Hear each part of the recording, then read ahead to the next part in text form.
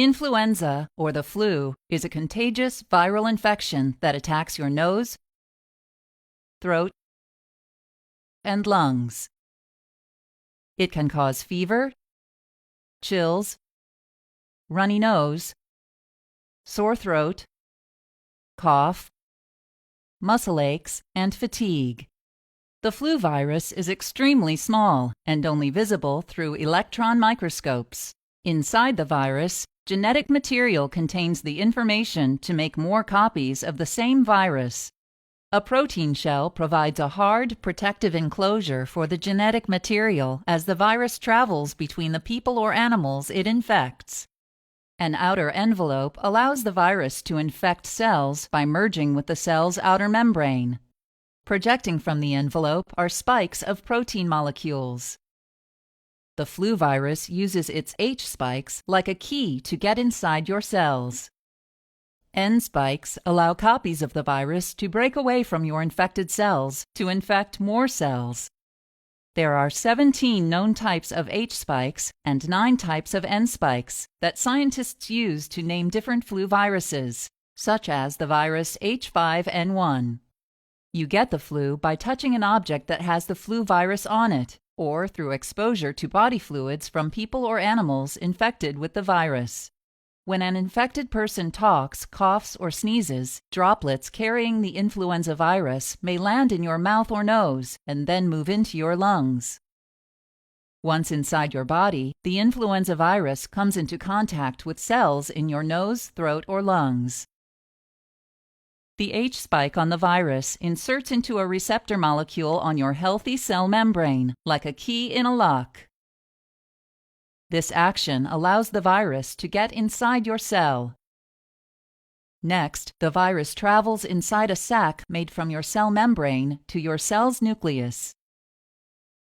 Then the viral envelope and cell membrane sac combine, allowing the viral genetic material to leave the sac and enter the nucleus.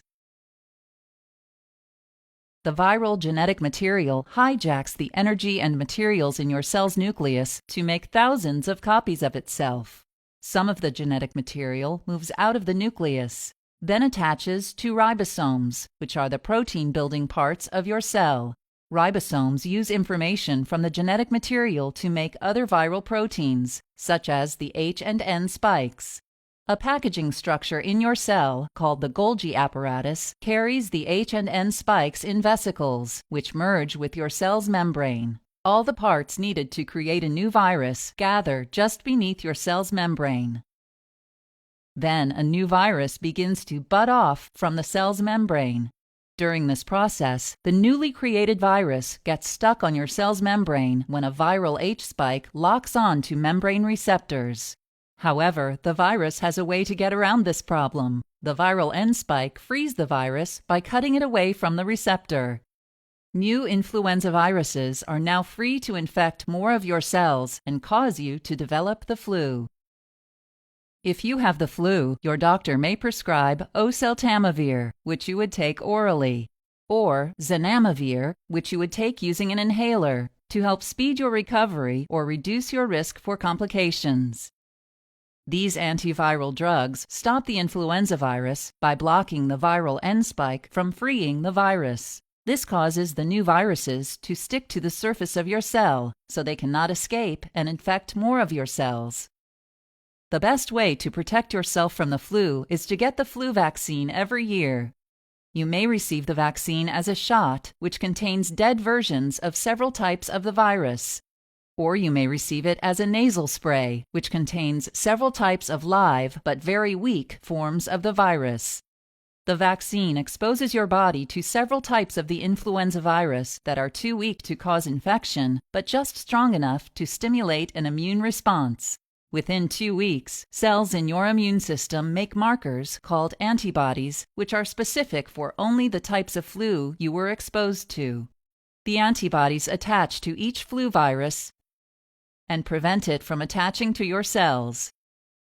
Antibodies are also able to attach to more than one flu virus, which causes viruses to clump together.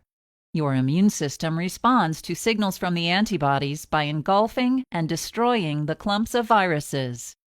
Later, if you are exposed to these types of flu again, your body recognizes and destroys them, so you will not develop the flu from these same viruses. For continued protection against new flu viruses, you will need to get a flu vaccine every year.